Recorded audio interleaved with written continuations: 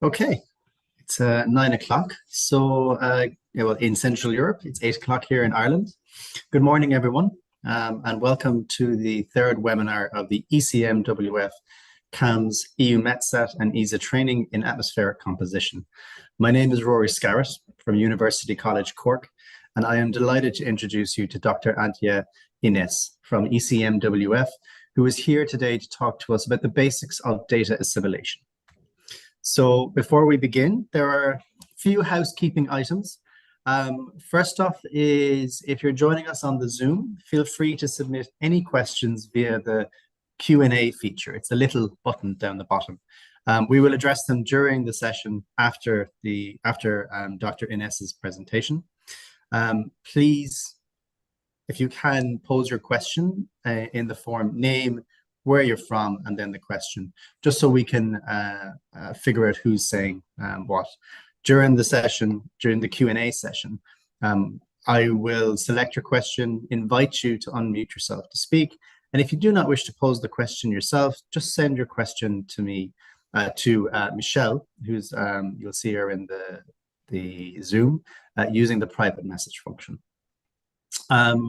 If you have any technical difficulties, please contact copernicus-training@ecmwf.int.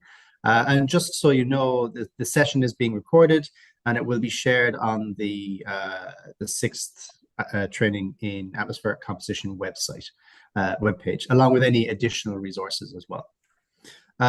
So that's the housekeeping. I think you're all happy to know. On to the fun stuff. I'd like to introduce you a little to Dr. Inness, who is a senior scientist at ECMWF.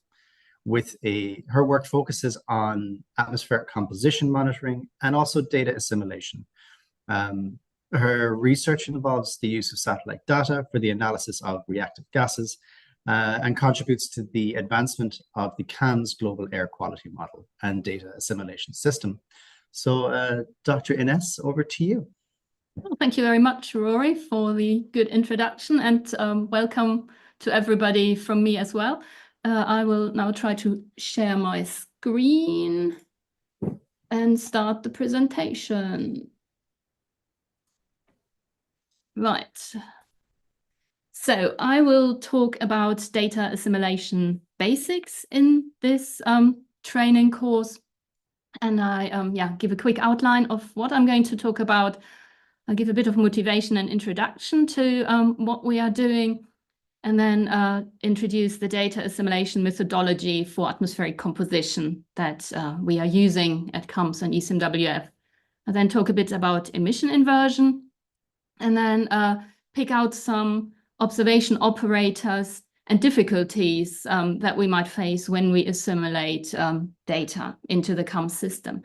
And then to finish off, I'll look at what we normally go through, what kind of process when we introduce new data into the CAMS system.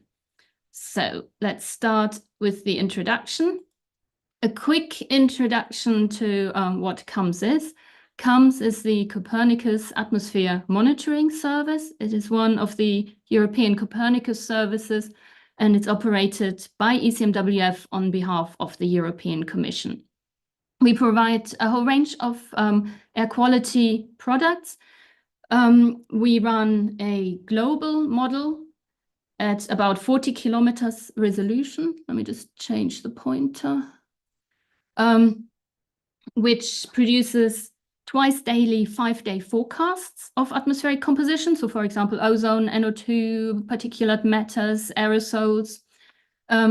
And these data are used to drive an ensemble of regional air quality models over Europe. These run at higher resolution. And then both the regional and the global data are freely available to anybody who wants to use them. For example, people providing applications, policymakers, researchers. You can access all our data for free from our website. And you've already heard a lot, I think, yesterday from Johannes Fleming about the model that sits behind that and the modeling processes that go into the system. And I will now talk about how we combine this model with data to produce the best possible starting points for our forecast. So I'll start off with a schematic of the global observing system. So we have observations from a whole range of platforms. For example, there's satellites, there's aircraft data, there's possibly ship data, ground-based data, balloon data. But in CUMS, we only assimilate satellite retrievals of atmospheric composition in our global model, in addition to all the NWP data that is already assimilated at ECMWF.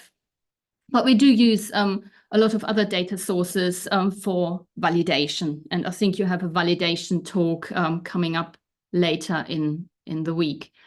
However, even though we use the satellite data, what we do want to provide to the users is information about near-surface air quality.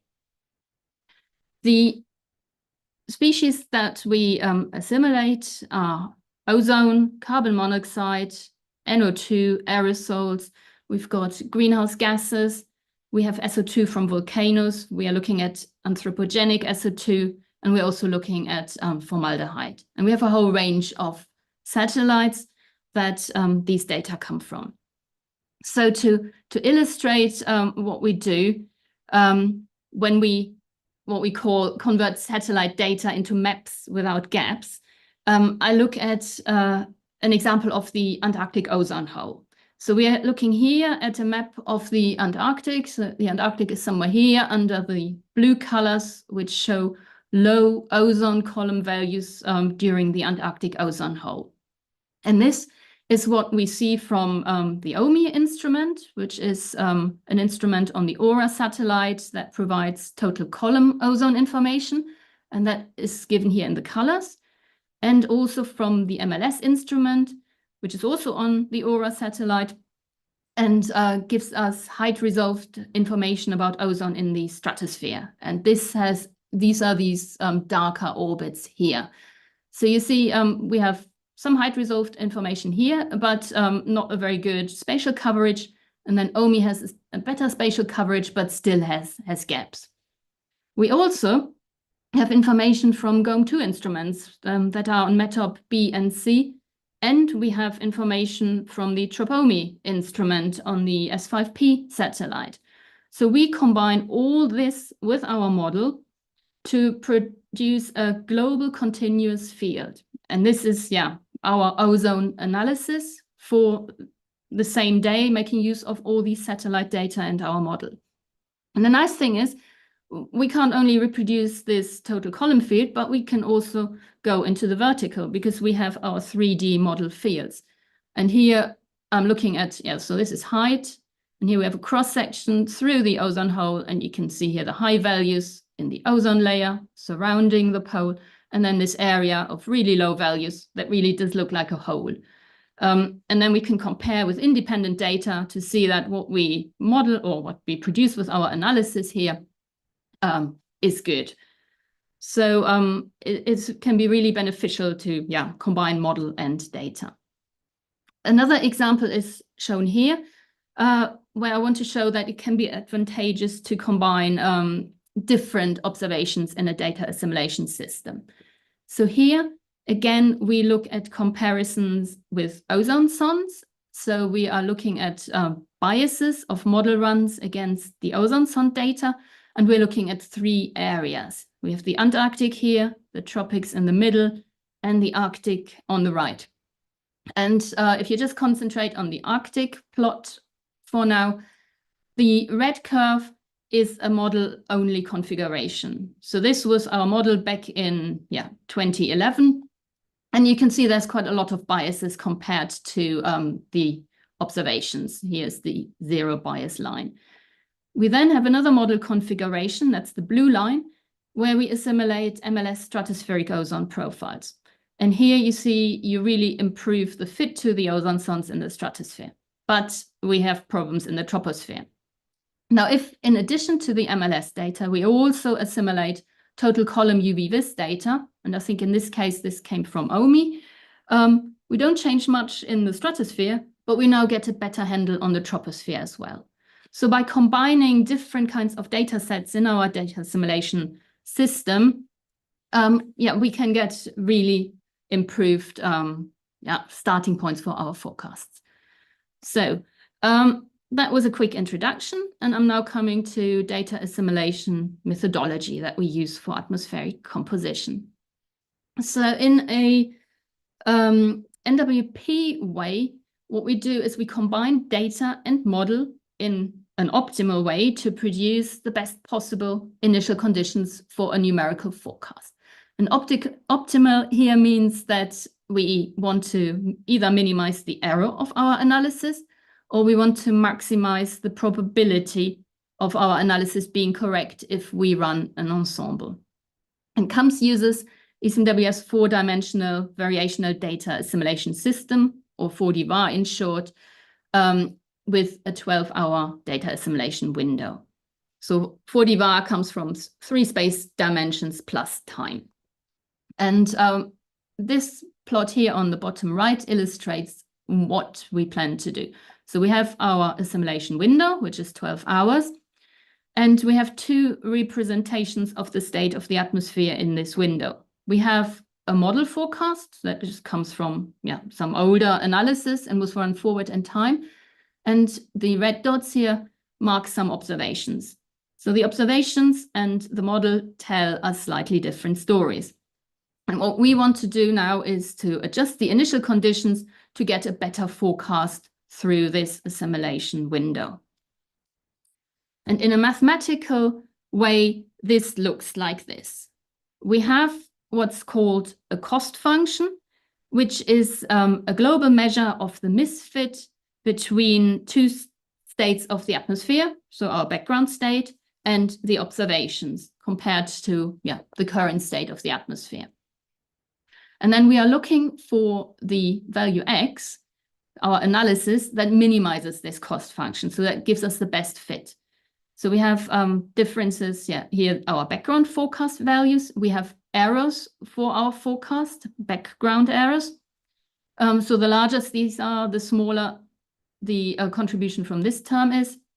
And then we have the same for observations. So we have observations here, and we look at the misfit between the model and the observations. And here we also need some operators to convert our 3D model fields to something that matches the observations in time and space. And again, we have observation errors here to be used in the equation. Now, if we do 4DVAR in this way, it's called strong constraint 4DVAR, and we assume that the model is perfect over the assimilation period. There's also something called weak constraint 4DVAR that also includes a third term for the error, the model error, which is then minimized together with the background and the observation term. And we don't use this in CAMS yet for atmospheric composition fields, but we are looking at this for ozone and stratospheric water vapor as part of the Horizon Europe Cameo project. So our cost function. We have our control vector, which contains all the variables that we modify to find our analysis. So this contains the NWP fields like vorticity, divergence, temperature, and so on. And then we have added all our atmospheric composition fields. We've got ozone, carbon monoxide, nitrogen dioxide, formaldehyde, sulfur dioxide. You can have greenhouse gases and also aerosol mixing ratios. Now we need models to describe how our cost function or our control vector evolves during the assimilation window. And for that, we have the IFS, ECMWF's IFS for the NWP field. And we have atmospheric composition models first for the chemistry, where we use the IFS Compo-Bascoway scheme. We have a greenhouse gas module, and we have aerosols included as well. We've got an aerosol bins scheme. And there's a lot of information about our current configuration available on the ECMWF documentation website. So if you want to know more details about the models we're using, then please look at that. And an important way, or an important thing to know is that our CAMP system is fully integrated into ECMWF's IFS. So we have at the center the IFS control variables. So we have our control variables plus all the meteorological variables. We then have routines for the chemistry, for the aerosol physics, for the greenhouse gas and a greenhouse gas module. We use emissions and fluxes for all our fields. So for example, wildfires, anthropogenic or biogenic emissions, methane wetland fluxes. And we need observations for all of them. And for those observations, we need observation operator. We are looking at bias correction, and we need the observation and background error statistics. We then have a coupling between the meteorological fields and the atmospheric composition fields, because the aerosols and the ozone fields that we have are actively used in the radiation scheme, so affect the meteorology. We also have a coupling between the aerosols and the chemistry. And we are developing an inversion capability so we can infer information about the emissions from the model and the data we assimilate. Now, at ECMWF, we are running an incremental 40 var. So our cost function is written and minimized in terms of the increments. And then it starts to look like this. And to find the minimum of the cost function, we are looking at its gradient, because the minimum is where the gradient is 0. And to do this, to calculate the gradient, we need adjoints and tangent linear formulations of our model. And this looks, like this. The analysis, so we are minimizing the gradient.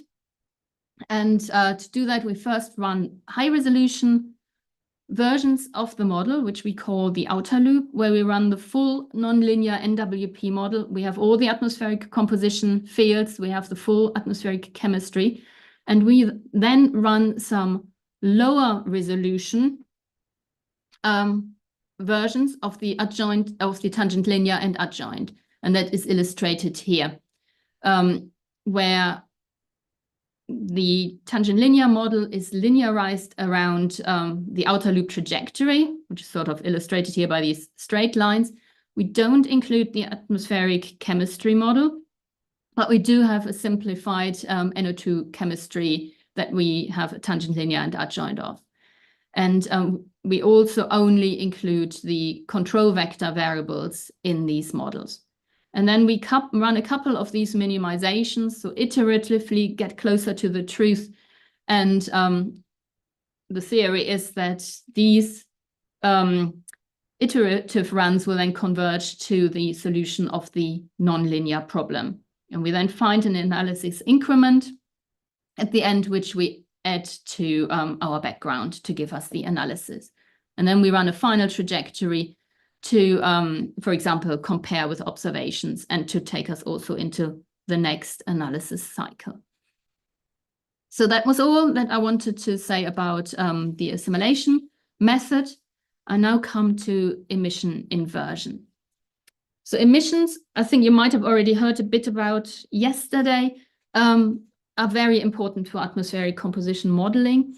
And there's a lot of uncertainties around them, because they can't be measured directly.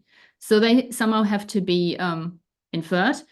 And there's a lot of activity going on where people compile emission inventories. So they take a whole range of information that's out there, socioeconomic data, for example, traffic information or energy consumption, also land use data, location of power plants, and compile inventories from that. We can model some emissions.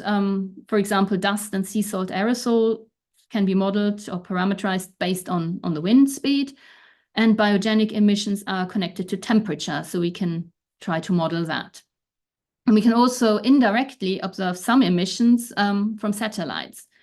And here, for example, we have fire radioactive power or fire burnt area that gives us information about wildfire, or we can look at volcanic plumes and infer something about the SO2 or aerosol emissions from volcanoes. But All the emission inventories that are compiled use real data. So they are based on data in the past. So people might now compile the emissions for 2023, but we are running our model in 2024. So we need to apply, or the data producers needs to apply some trends to the inventories from previous years to produce future emission data sets. And that is not always correct. If you think of COVID, the emissions that were produced for 2020 in 2019 would not have known about COVID, so would have definitely not included that information. So we can use inverse methods, data assimilation methods, to correct such prior emissions and use estimates of using our observations and the models.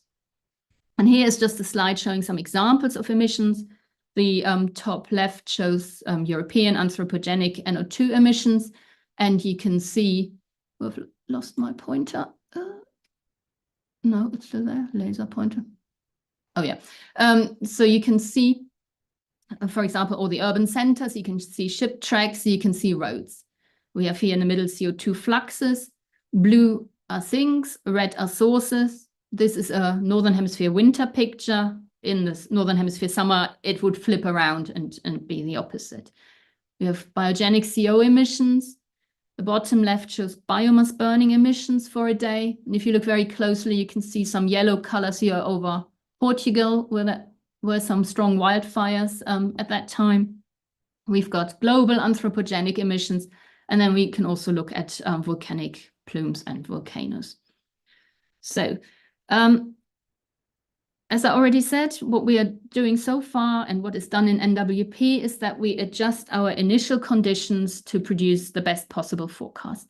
So this works well for NWP, which is mostly defined as an initial value problem. So when we change the initial condition, the model error is generally relatively small over the length of the assimilation window.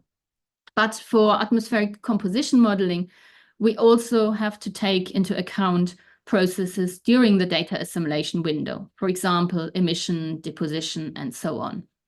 In large part of the chemical system are not really sensitive to the initial conditions. If you think of short-lived species. So we are here depending on other parameters, like, as I said, emission, deposition, also reaction rates, and all these can have errors.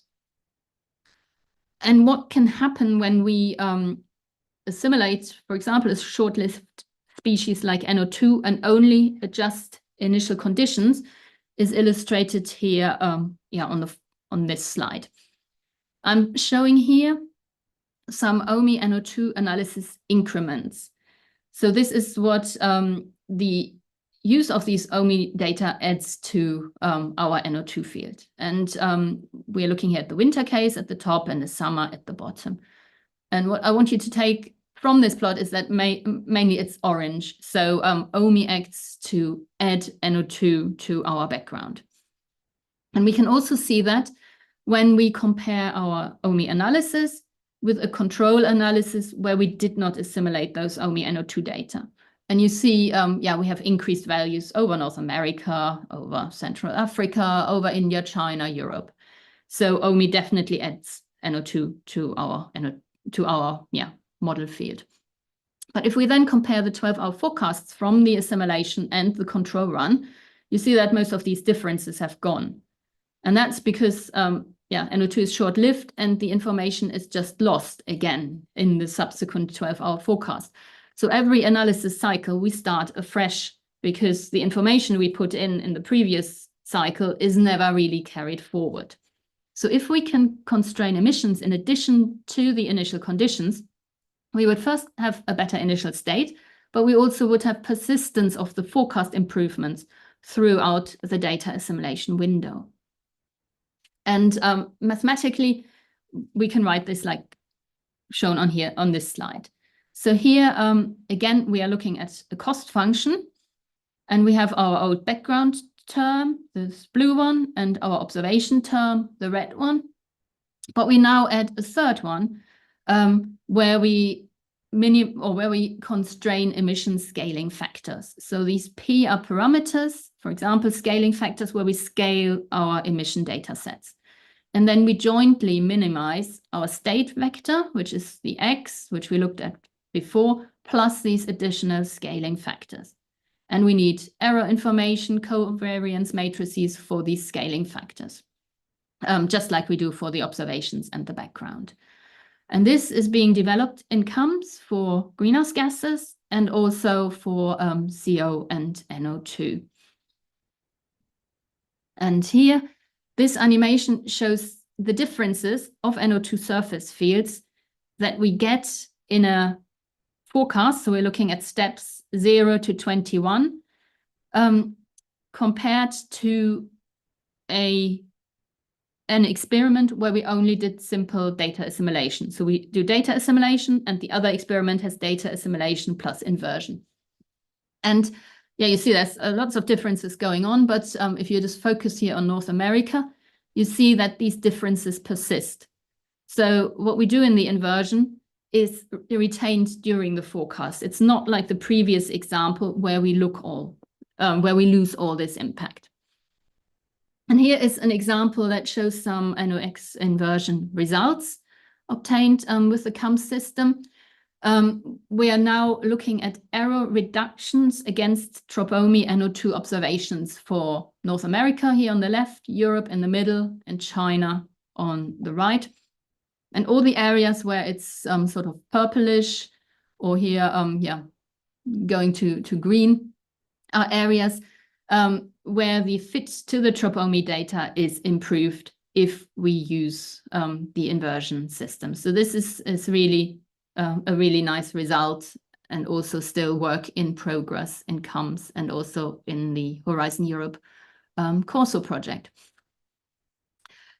As I said, we are also working on developing a system for greenhouse gas emission. This is still work in progress, but we can already provide some posterior CO2 emission estimates based on our NOx inversion by using scaling factors that relate the CO2 emissions to NOx emissions.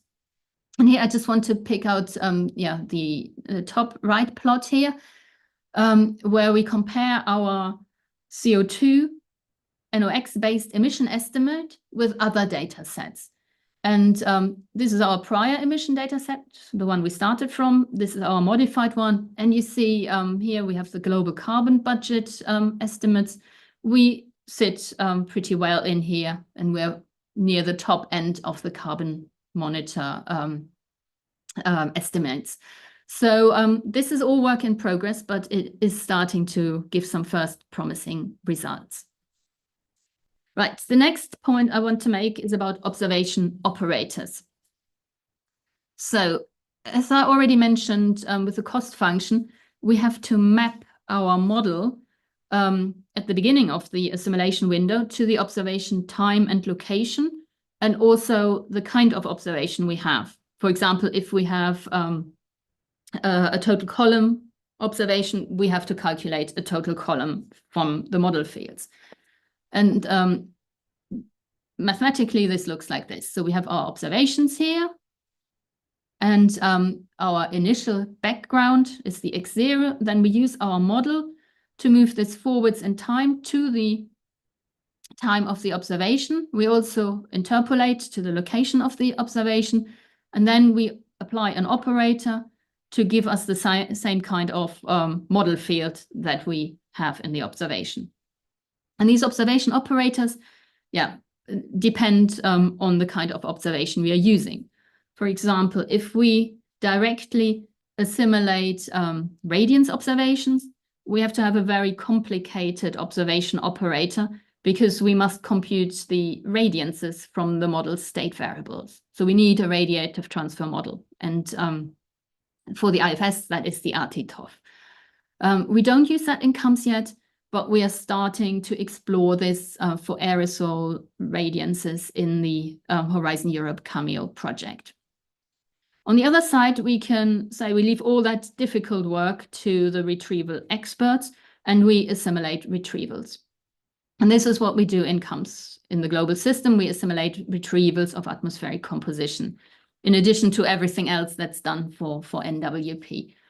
And if we assimilate retrievals, it's important that these are good data, that they contain a lot of information, for example, about averaging kernels, give us a priori information, error estimates, and also quality flags. And this is a table with all the atmospheric composition data and data types that we use in our COMS system. So don't worry too much about the detail.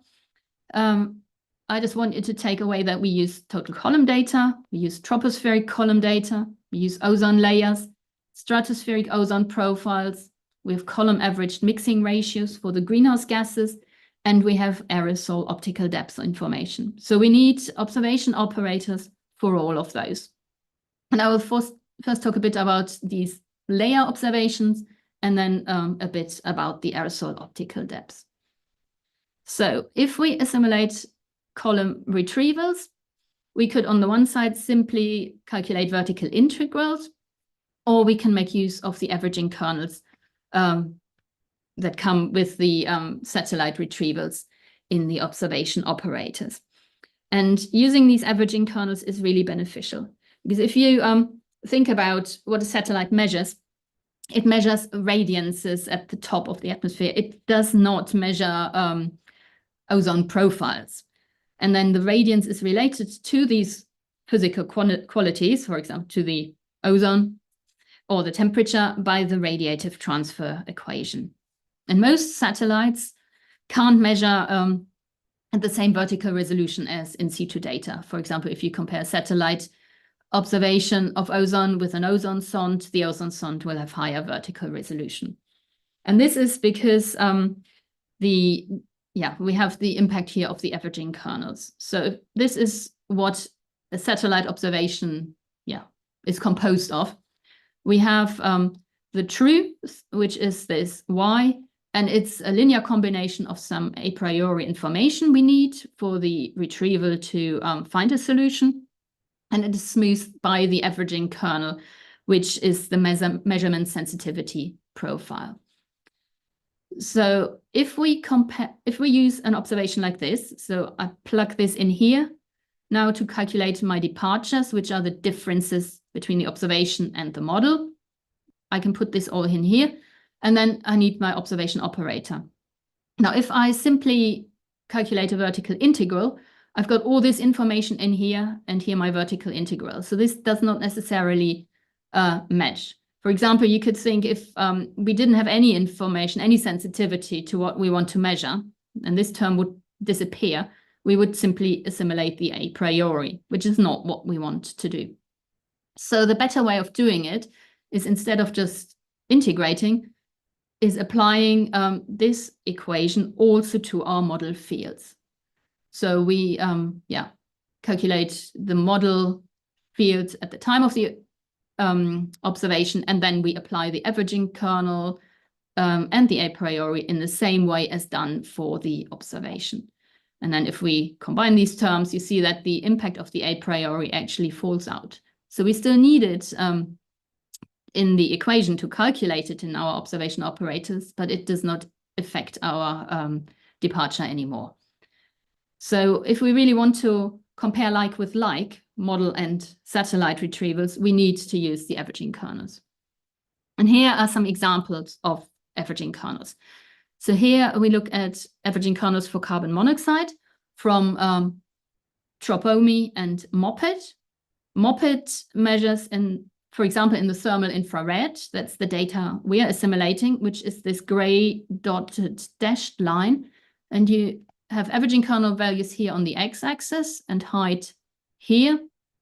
And the higher the values here, the more sensitive the observation is to CO in the atmosphere. And you see for MOPID, this peaks around 5 kilometers. For TROPOMI, we have very different averaging kernels. TROPOMI measures in the shortwave infrared, and here we have averaging kernels for clear observations, which are the blue one, which are almost 1 everywhere. And then we lose some sensitivity if we have clouds, which is given here by the red one. So we lose sensitivity below the cloud and it increases higher up. But it means tropomi clear data give us information right down to the ground, even if it's just a column information, but we do get some information from the lower troposphere and the boundary layer. Averaging kernels can also change with time. And this is, again, going back to MOPID, looking at day and nighttime profiles. And here you have very, very different profiles, or can have very different profiles in part of the atmosphere, because the surface temperature, or the difference between the surface temperature and the lower atmosphere, is really important. And if that changes, for example, over desert areas, the averaging kernels will change as well between day and night. So if we don't use them in our observation operator, we might construct some artificial diurnal cycle in the increments or departures, because we don't have this information in our analysis. And here I just want to illustrate with single observation experiments that these averaging kernels really do have an impact.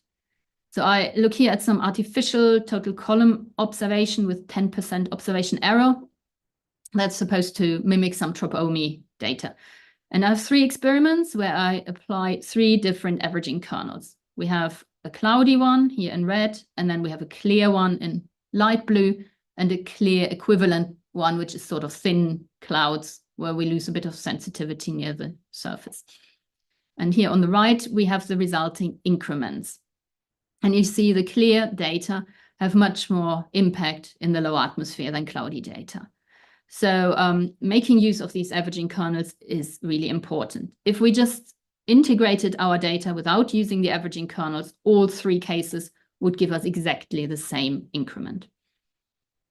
And here I come back to the point that combining various instruments in a data assimilation system can be very beneficial. Here we look at the impact that we get when we additionally assimilate tropomi CO data in a system that already assimilates MOPID and YASI CO retrievals. So we are here looking at biases against aircraft data at 4 different locations. And the blue line is, or the blue lines are the ones where we don't assimilate tropomi, but we do assimilate MOPID and YASI. And you see that in the lower troposphere, these all have a low bias. If we then add tropomi, we improve this. So our model has a bias, which we know, but by assimilating a combination of these instruments, we can really improve this in our CO analysis. So next I come to aerosols. So the CAMS aerosol model has 8 species and 16 tracers in total. So we're looking at desert dust, sea salt, organic matter, black carbon, sulfate, nitrate, ammonium, and also secondary organic aerosols. And all these are formulated as aerosol mass mixing ratios. Most are dry ones, but for sea salt, we use mixing ratio at 80%. So we have a lot of information, and this makes really nice pictures. This is an example of the CAMS aerosol species from a few years back. And you can see various of the species. For example, dust is given in orange. You can see some dust here over the Sahara. Sea salt is in blue. You can see sea salt plumes here around low pressure systems, or here as well in the Pacific. Biomass burning is in red. You have biomass burning over South America, or here also some over Africa. And sulfate is in yellow, for example, here over China. So there's a lot of information in our aerosol system. And this is just to illustrate again, we have 16 bins that give us different kind of information. Now, we have these 16 bins, but the data we assimilate are aerosol optical depths. So it's just one total column field. So we assimilate total AOD at 550 nanometers from MODIS, VS, and PMAP. That means we need to transform all our mixing ratios into a total AOD. And we have forward AOD observation operator for that.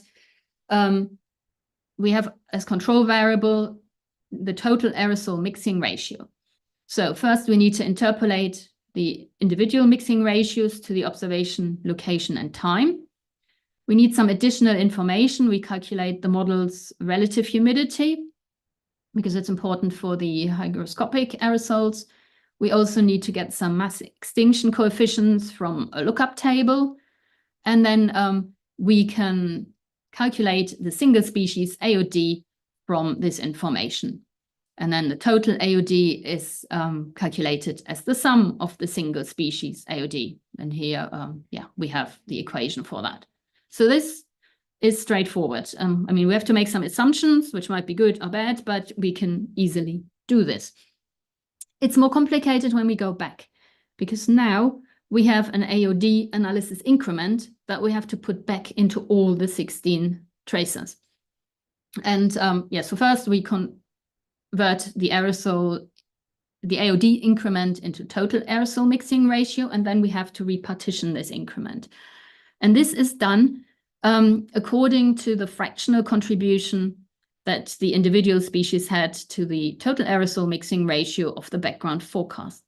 So those species that contributed most also get the biggest increment. We also cannot create a species. So for example, if there is no sea salt in the background, there will be no sea salt in the analysis because, it is just proportionate to the contribution to the background. And this makes it really difficult, or can make it really difficult with the aerosol speciation. So this is not well constrained. And here are some examples to illustrate this. We have, this is from our CUMS aerosol alert system, which you can sign up for if you are interested in aerosol alerts from our website.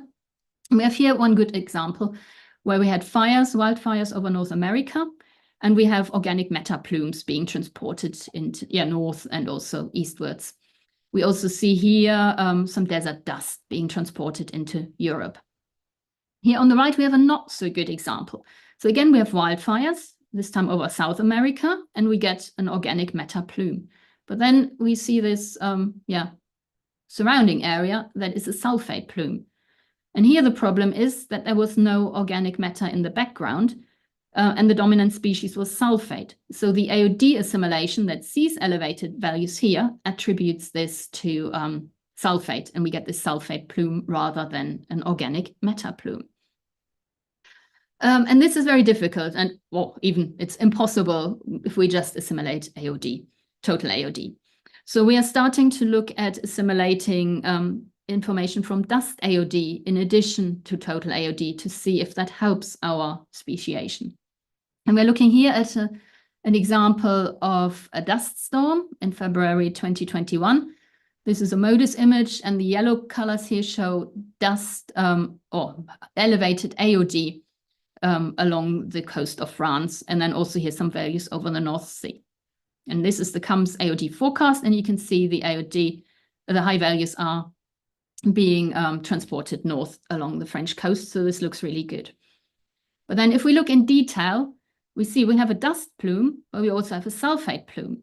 And if we look at the increments, we see, actually, most of our increments from the AOD assimilation are in sulfate. And this is the same that I described in the previous graphical example. So what we now test is the assimilation of additional YASI dust information.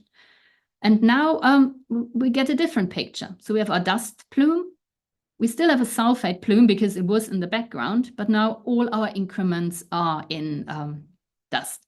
So if we have additional information about species like dust or other information that can tell us about individual species, we are hopeful that we can improve our aerosol speciation. So the last section I want to talk about is what we actually do when we introduce new data into the CUMS data assimilation system. So a data assimilation system is a very powerful tool to monitor the quality of the data, because when we look at departures, so the differences between observations and first guess, we can really pick out problems. We build up global statistics quickly, and we can also use our system to compare different instruments. So what we normally do is when we get new data, we monitor them passively first. Well, that's what we call them. We put them into the system, we calculate our departures. So here again, the equation of the departures, but we do not let the data influence the analysis. That already gives us information about the data quality and potential issues. And we can then give feedback to data producers, for example, ESA or EUMETSAT, on the data quality. If the data look good, we start testing them. And then if we're happy with the result, we assimilate them operationally. And we also can use our data assimilation system to help with CalVal activities, for example, for upcoming Sentinel missions. And here's one example of what we did for TROPOMI. Here we're looking at TROPOMI ozone analysis departures. We've got February, April here and September, November here. And you can see February, April, we have these strange areas of red values, which are high departures in the northern latitudes. And we told the retrieval people about that, and then they had a look, and they identified this as problems with the surface albedo climatology that was used in the near real-time retrieval, and that did not represent the actual conditions at the time. So they improved the retrieval, and the data are a lot better now. Example of monitoring plots are shown here. So we can look at time series, we can look at maps, we can look at histograms, scatter plots, and Hofmöller plots. And these monitoring tools can be very useful to see what happens when we introduce a new instrument. So here we look at time series of YASI CO departures. And we have YASI on METOP B here, YASI on METOP C here. First, you see the two plots look very similar, so the two instruments agree well. And then we have in purple here an example where we did not assimilate TROPOMI data. And you see you have large departures here in August and September. And then if we do assimilate TROPOMI data, we improve the fit to the YASI data quite a lot. So this gives us confidence that by adding this data set, we actually do something good to our analysis. My final example looks at time series of GOM2 NO2 retrievals, just to say we can compare different instruments or the same instrument from different platforms. Here on the left, we're comparing GOM2B in red and GOM2C. And on the right, we compare GOM2A and GOM2C. The top shows the departures, the bottom, the absolute values. And you can see the GOM2C here is different to GOM2B. So it's closer to the model, generally has higher values. And you see the same behavior compared to GOM2A. So GOM2B and GOM2A agree quite well. GOM2C is different. And you see this very well in the departures. You see it a lot less well if you look at the absolute values. So that's another example of why a data assimilation system can be quite a powerful tool to monitor data and give feedback to data providers. And we monitor all our atmospheric composition satellite data that we assimilate. And the plots are routinely displayed on the CUMS website. So they give us information, but they also allow the data producers, if they want to look at that page and get information. So if you are interested, go and have a look. Yeah, that brings me to my summary. Talked about 4D-VAR data assimilation methodology, emission inversion, which is ongoing work here at ECMWF and CUMS. I then talked about observation operators and some of the challenges we face when we assimilate atmospheric composition observations, in particularly for aerosol observation, and then highlighted what we go through when we introduce new data into the CUMS system. So I just want to stress again that all our data are freely available, so you can get them, just register on the ADS and you can download the data. And there's a lot more information on our website. We've got the documentation that I already mentioned, and there's also validation reports available to assure the user that what we produce are good quality data. Thank you very much.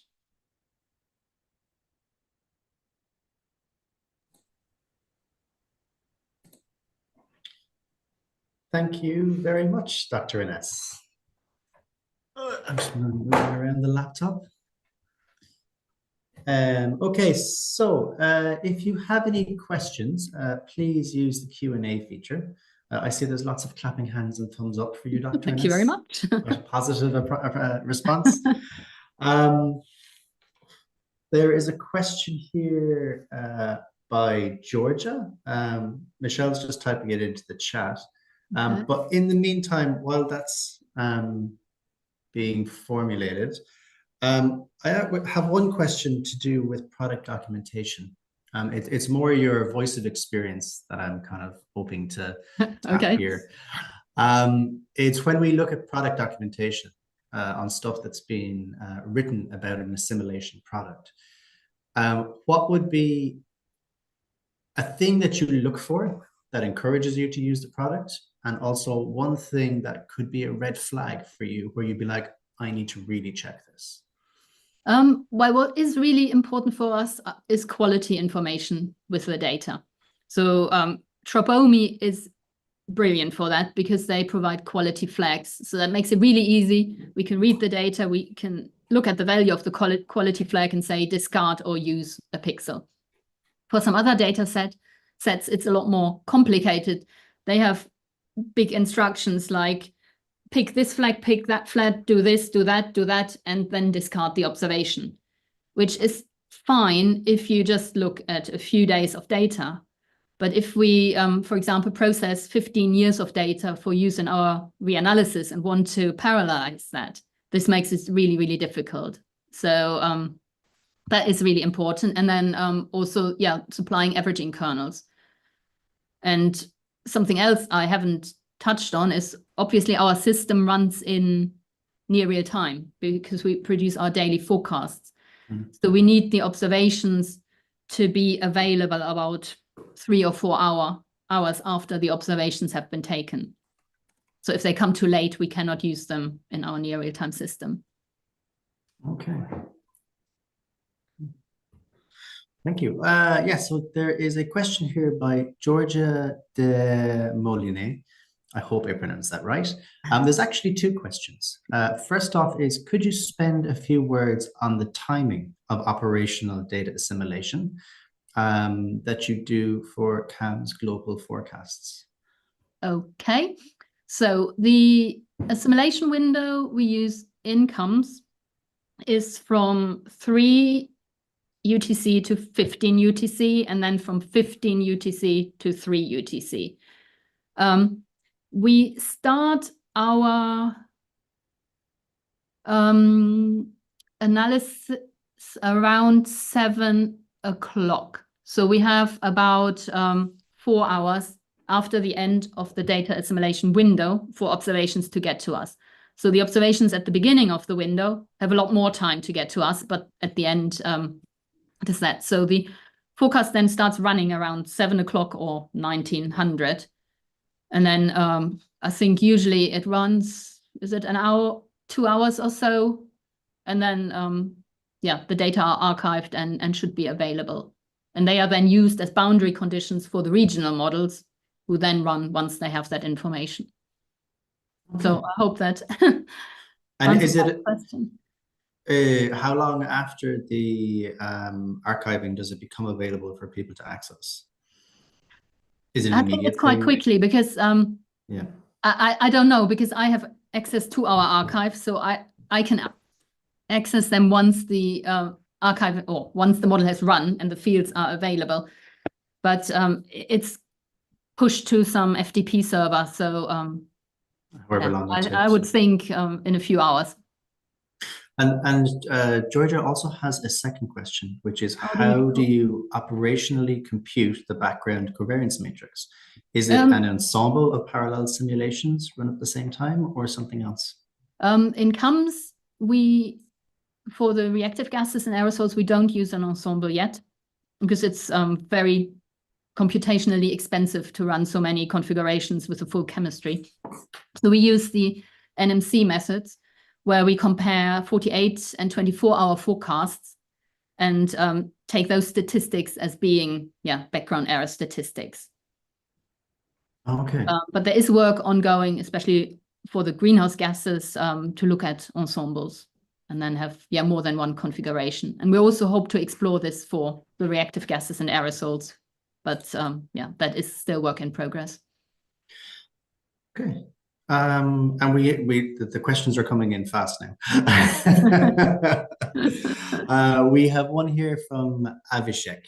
I hope I pronounced that one right. When you assimilate the same chemical species from multiple satellite data streams, how do you account for the differences or uncertainties amongst these satellite data sets? Yes, we apply variational bias correction to the data. So if you think of our cost function, we have actually another term in there that minimizes some bias predictors. So if we have several instruments, we often take one and say this is the best quality one. We take it as the truth, but we call it as an anchor for our bias correction, and we calculate predictors for all the others. So for example, for ozone, we use the ozone profile data as anchor for our bias correction, and we bias correct all the total column data. So we have predictors for solar elevation, and we have a constant predictor, and that removes the biases between the total column instruments quite well. Yeah. Cool. And then we have one from Stefan Nikolai, which is, when using the averaging kernel for assimilating satellite observations, do you interpolate the values to the desired model data grid spatially, or is there another way of doing it? Well, we interpolate the model to the satellite position. So we do that in time and space to the satellite, and then if there is information, for example, the a priori profile on pressure levels, we match that with our model. So we go from the model to the observations. Okay. And I have one last question here from Trismono, which is, to improve the assimilation, which one is more important? Oh, quick question. Bias or random error? Sometimes observations have a lower random error, but higher bias, and vice versa. So which one do you usually follow? Well, we hope to take the bias out with our bias correction, because the underlying assumption of all this is that the model and the data are unbiased, which obviously isn't always the case, but that's the assumption. So we try to remove the bias, and we are also now looking at reducing the model bias by exploring this weak constraint for DVAR for ozone and water vapor. So I would say remove the bias and then get some good quality observations with low errors. That would be my dream. We all like to dream, don't we? It's a wonderful thing. And also, just to let you know, Georgia says, okay, your answer is very clear. Thank you very much. Thank you very much. And on that note, I think we're coming up to the end of this session. We're getting more thumbs up. Happy days. Oh, thank you. First off, Dr. Inness, I'd like to thank you for your insights and also your perspectives. Very much appreciated. I'd like to thank anyone who was attending either on the Zoom or via the live YouTube channel.